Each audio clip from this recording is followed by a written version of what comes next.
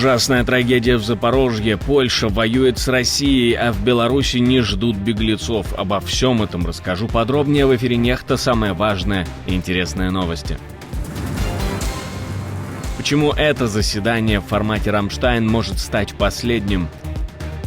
У премьера проблемы, где накосячил Кир Стармер. Что объединяет Кадырова, Вагнер и Марию Захарову, кроме Путина? Спасибо, что смотрите, спасибо за доверие. Не забывайте про лайки, комментарии, не забывайте подписываться на канал, все это очень важно. Поехали. Управляемые авиабомбы прилетели прямо на улице Запорожья. Российская армия обстреляла Запорожье. Число пострадавших на момент записи этого видео составило 30 человек, из них 13 погибших.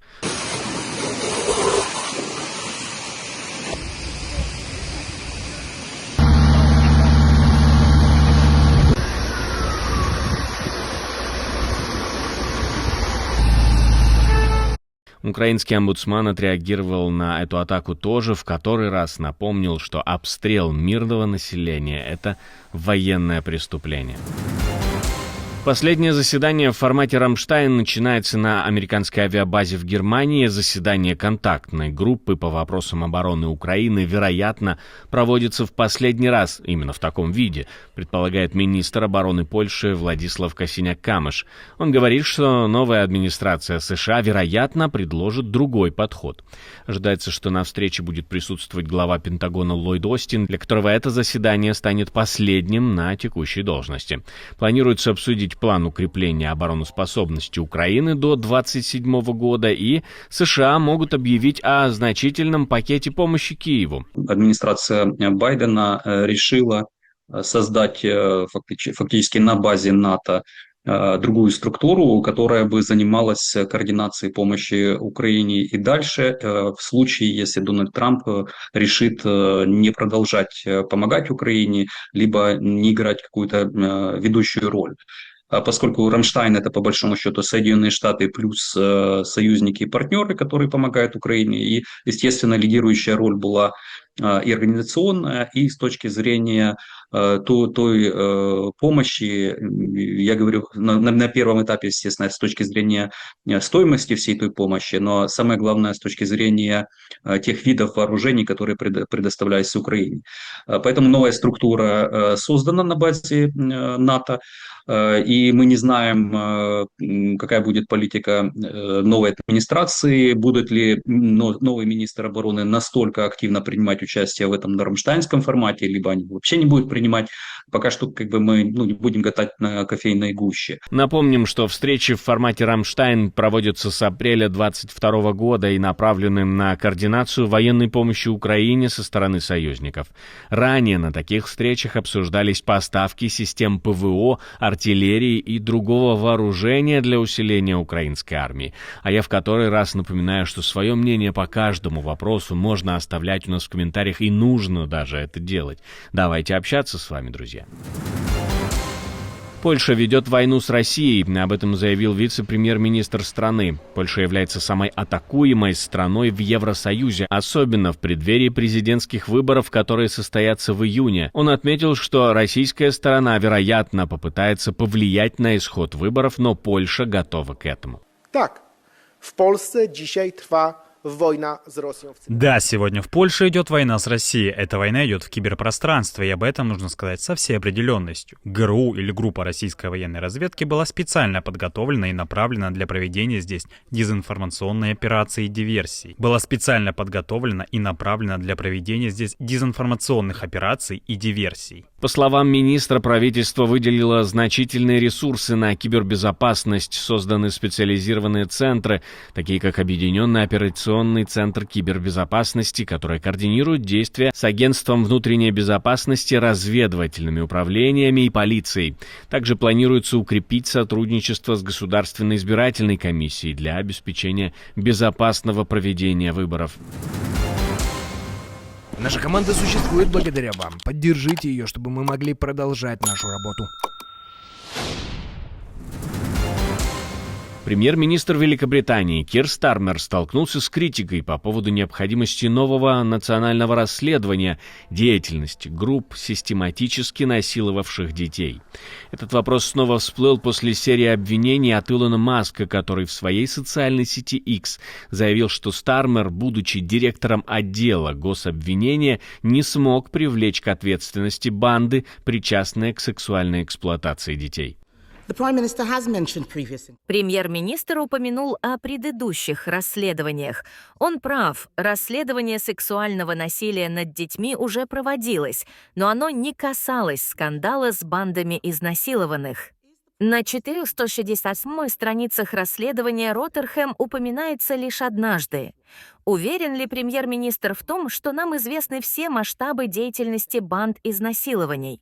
Оппозиционные политики, включая лидера консервативной партии Кэми Баденок и Найджела Фараджа, требуют нового расследования, ссылаясь на информацию о неспособности местных властей эффективно реагировать на подобные преступления. Вся история снова всплыла в информпространство из-за обвинений со стороны Илона Маска. О чем это может говорить? Мы спросили у дипломата и эксперта Центра оборонных стратегий Александра Хара.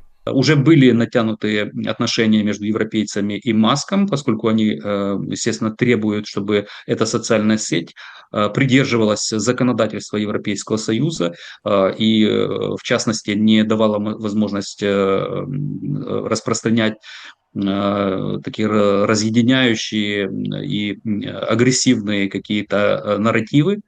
Касательно конкретного этого конфликта с изнасилованиями, которые были в Британии, он не опирается на статистику. Да, это по факту было, это масштабное явление. Однозначно это явление, которое требует не только осуждения, но и наказания за то, что происходило. Но, с другой стороны, та статистика, которую предоставили фактически полиция и спецслужбы британские, показывают, что не больше 20% зарегистрированных изнасилований, они как раз-таки попадают под эту категорию. Все-таки большая часть, она была совершена, собственно, как бы белыми, британцами и так далее. Поэтому он манипулирует с политической целью данными и пытается влезть во внутренние дела суверенного государства. В Литве могут начать призывать девушек в армию. Глава комитета Сейма по национальной безопасности заявил, что в будущем призыв станет всеобщим, но начнется на добровольной основе. Он считает, что военная служба должна быть доступна для всех, превращаясь в так называемую школу выживания. Считаю, что мы не должны дискриминировать девушек. На мой взгляд, эта служба должна стать для каждого молодого человека школой выживания, после которой они выходят более уверенными, лучше понимая то, чего хотят в жизни. Они будут знать, как действовать в случае обороны. В 2025 году Литва планирует призвать около 4000 человек, включая мужчин и женщин в возрасте от 18 до 38. Учебные курсы и дополнительные выплаты будут доступны для добровольцев тоже.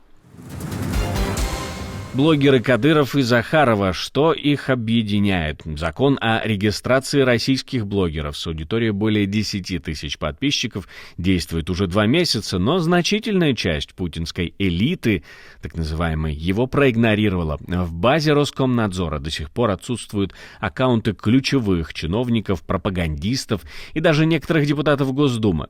Так в списке нет, к примеру, Рамзана Кадырова, а также его соратников, депутата Адама Делимханова и премьер-министра Чечни Магомеда Даудова. Пресс-секретаря МИД Марии Захаровой тоже там нет, и даже Минздрав России не отметился в реестре.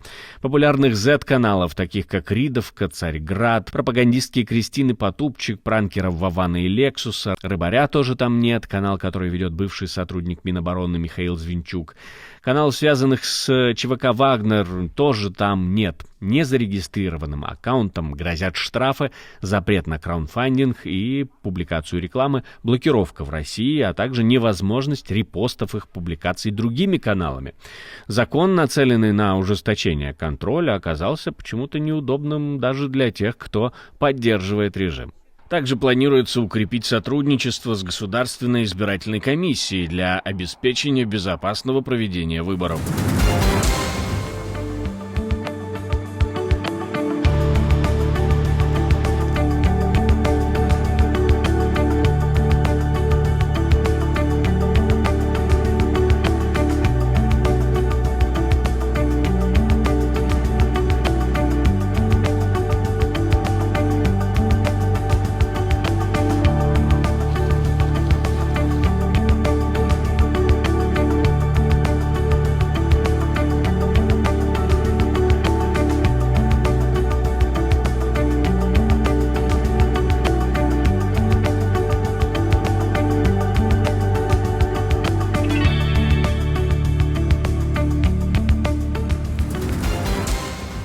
Спасибо, что смотрите, спасибо за доверие. Не забывайте про лайки, комментарии, не забывайте подписываться на канал, все это очень важно. Ну, у меня на этом все. До встречи и хороших вам новостей.